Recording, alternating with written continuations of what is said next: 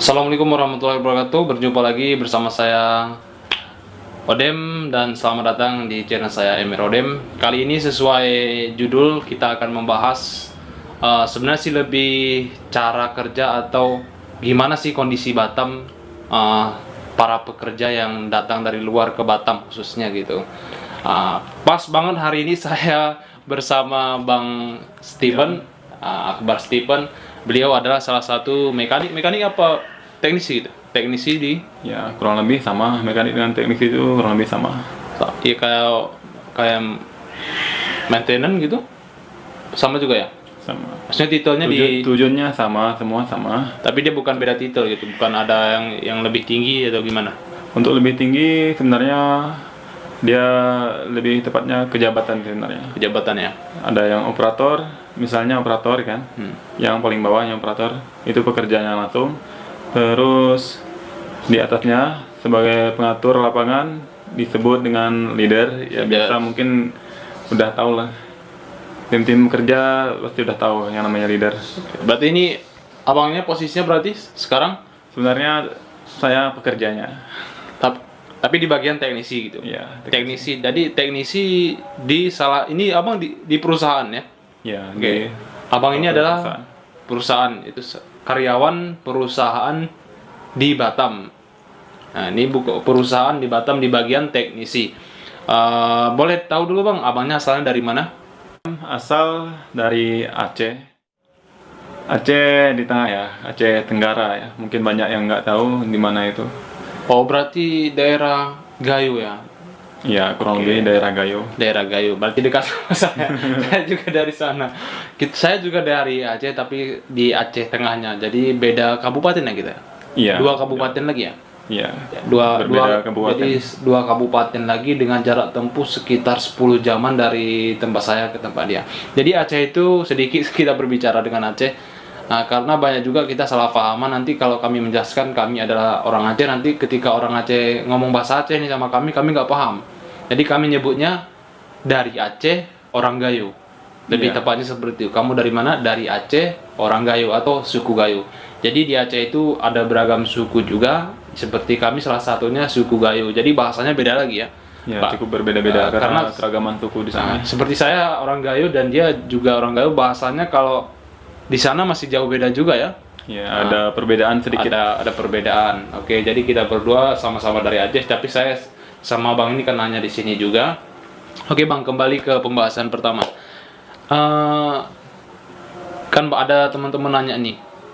Kebanyakan di Batam ini adalah kan perantau gitu, bukan pribumi di sini.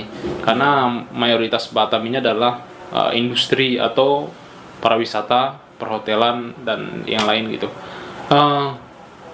Yang dari luar ke Batam ini otomatis punya tujuan, bisa dibilang cari gaji yang lebih besar. Boleh tahu nggak bang, gaji di Batam ini berapa gitu untuk pekerja karyawan?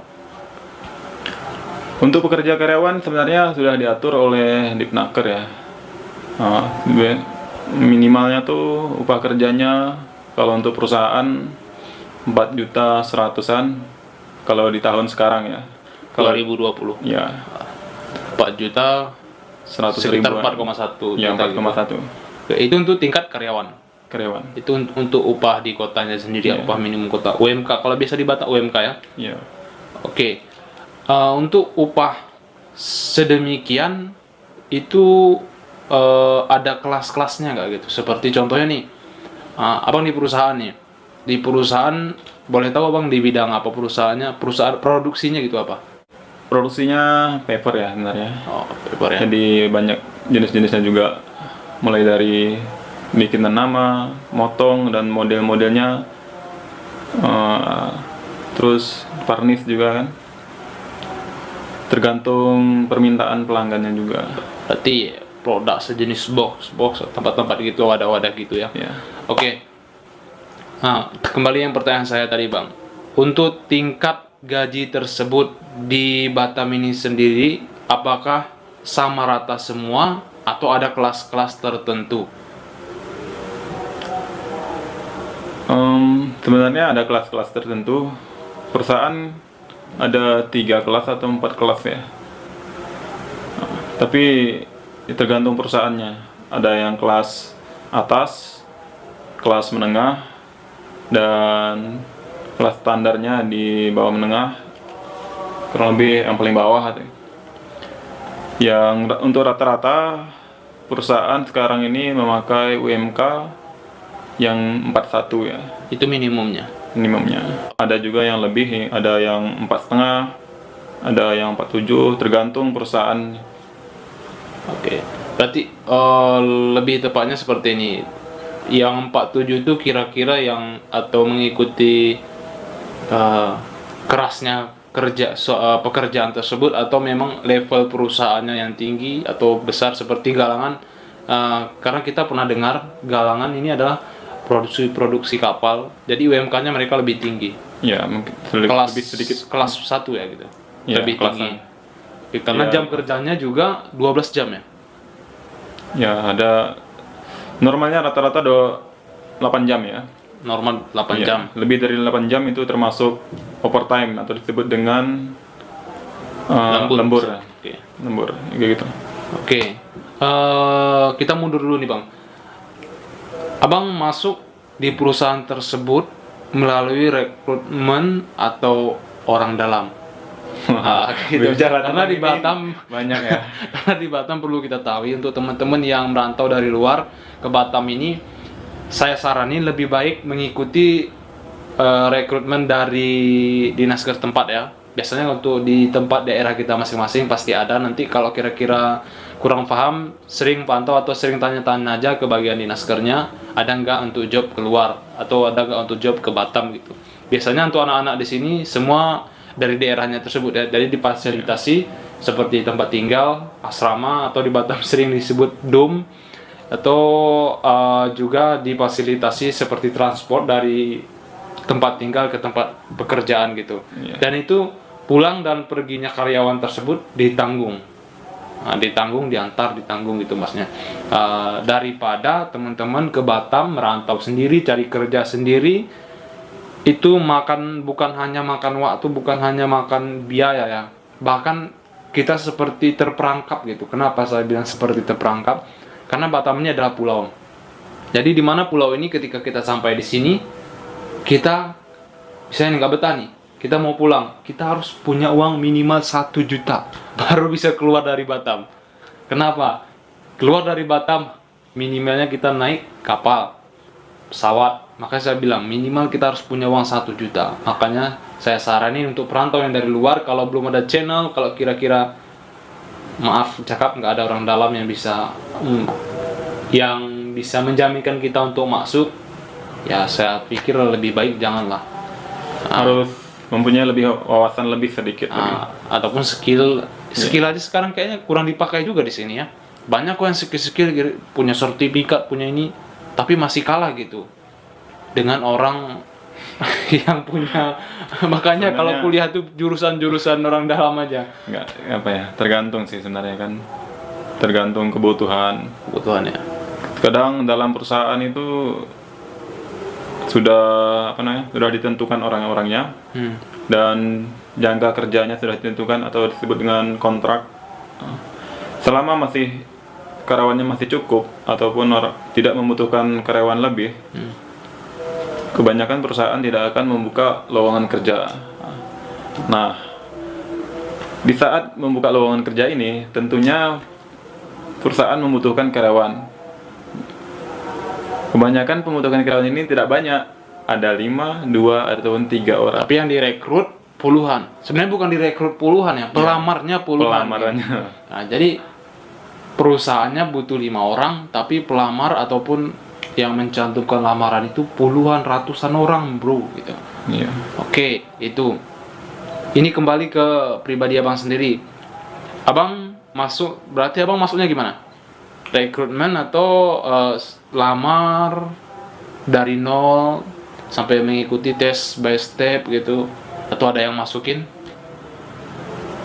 Untuk di perusahaan ini saya langsung aja ya, nggak ada orang dalam misalnya, nggak ada wawasan ini, hanya cuman Ya, Ngelamar aja gitu. melamar dan mencoba jelaskan apa yang saya bisa, dan alhamdulillah diterima gitu. Oke, ada syarat tertentu nggak bang? Untuk lebih meyakinkan ataupun untuk syarat utama menjadi teknisi. Ini kita berbicara teknisi dulu ya. Untuk menjadi syarat teknisi gitu. Ataupun abang sekolahnya memang jurusan dengan kerjaan sekarang atau gimana? Sebenarnya syarat tertentu itu tergantung job atau pekerjaan yang kita lamar sebenarnya. Kalau kita melamarnya sebagai supervisor misalnya, ya mungkin syaratnya sudah tahu ya kan, minimal D3 ataupun S1. Nah, terus ataupun leader kebanyakan minta pengalaman kerja ya, ataupun minta pengalaman udah pernah menjadi leader. Terus yang tadi kayak teknisi itu ya minimal kita punya sekolah latar belakang teknis elektro, ataupun di bidang mesin bisa juga. Kalau kita dengan latar belakang sekolah misalnya IPA IPS agak susah ya. Agak susah. Mungkin nggak ada skill gitu ya. Iya, karena orang menganggapnya tidak, pengetahuannya di bidang itu mungkin dasarnya belum ada. Jadi untuk melamar kerjanya agak sulit. Oke, sorry nih bang, karena saya perhatikan bajunya kan agak seperti melambangkan seorang teknisi. Ini abang ambil ini bagian teknisi atau elektro atau gimana bang? Sebenarnya ini hanya ini ya, tempat kursus Kursus sebenarnya. gitu ya, Iya. kursus. Dalam jangka waktu? Dalam jangka waktunya tertentu sebenarnya, ada yang mulai dari 1 bulan, ada yang 3 bulan, ada yang 6 bulan atau 9 bulan. Kalau abang sendiri? Kalau saya sendiri kemarin tuh ambilnya yang per 3 bulan, tapi saya minta waktunya lebih cepat. Ternyata ada gelombangnya yang lebih cepat, ataupun disebut dalam sekolahnya itu apa namanya? Sekolah kilat atau gimana? Ya kurang lebih sekolah kilat lah. Jadi hanya 1 bulan saja. Oh, Jadi kalau kita pengambilannya 3 bulan misalnya, jadi dalam 1 minggu tuh mungkin 3 kali. otomatis abang kurang cukup dong untuk menguasai, atau abang sebelumnya sudah menguasai jurusan itu? Saya cuman sebenarnya otodidak aja ya, nggak ada sekolahnya, nggak nyambung nih dengan teknisi sebenarnya. Teknis. Oh, berarti sekolah dulu lain jurusan Ya ya? lain jurusan sebenarnya. Oke. Boleh apa jurusan tadi bang? Elektro ya? Bukan, jurusan saya sebenarnya akuntansi. Nggak, maksudnya jurusan yang abang kursus seragam ini? Oh, ini namanya teknisi ya, teknisi tingkat rendah sih sebenarnya. Oke. Elektrik. Biaya. Sekarang kita Oke. berbicara masalah biaya. Oke, abang udah ngikuti kursus selama 3 bulan Di meskipun electrical ada technician. pokoknya ini di bagian elektrik ya. Ya. Oke, udah ngikuti kursus. Soal biaya nih bang, untuk biayanya sendiri gitu, mengikuti kursus ini berapa gitu? Biayanya sendiri ada variasi nih. Untuk electrical technician kemarin biayanya 5 juta dan sama uang pendaftarannya 500.000. Jadi totalnya 5.500.000. 5.500.000. Ya, itu di tahun 2 tahun yang lalu ya. 2 tahun yang lalu, berarti sekarang sekitar 7 jutaan juga ya? Belum tentu. Tergantung lembaganya apakah menaikkan atau masih tetap. Saya belum pernah update ya, nggak pernah. Tapi ini, mohon maaf, kursusnya resmi gitu?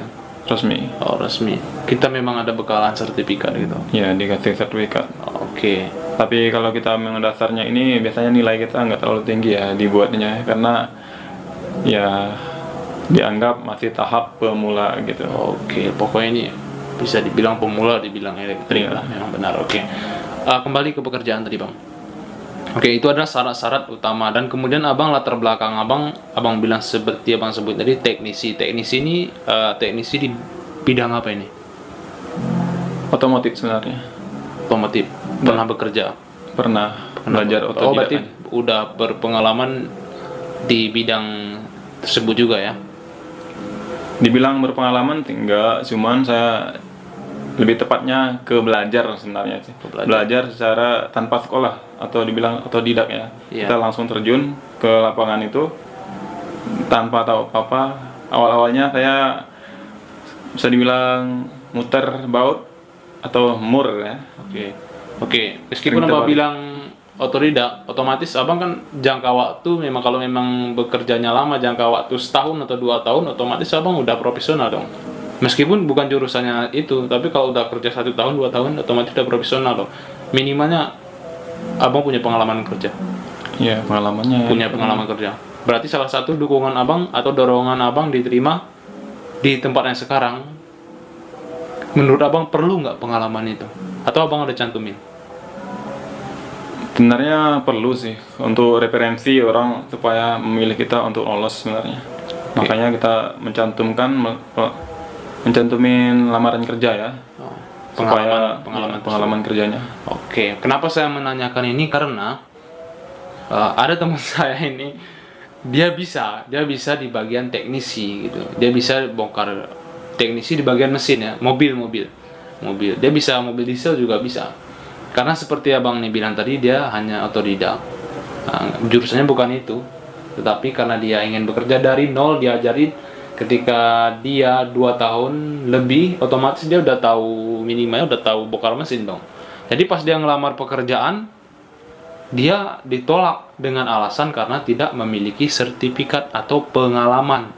Dia bisa semua. Kalau disuruh langsung secara real di depan mata gitu, suruh bongkar, suruh masang, dia bisa. Tapi tidak diterima dengan alasan tidak memiliki sertifikat atau pengalaman kerja. Jadi ini pentingnya antara skill dengan legalitas kita sebagai teknisi, ataupun kita punya pengalaman atau sertifikat. Jadi yang dua ini sangat penting. Terkecuali kita punya orang dalam. Kalau punya orang dalam, saya pikir hanya mengenal dasar aja udah. Kita bukan berbicara orang dalam sekarang.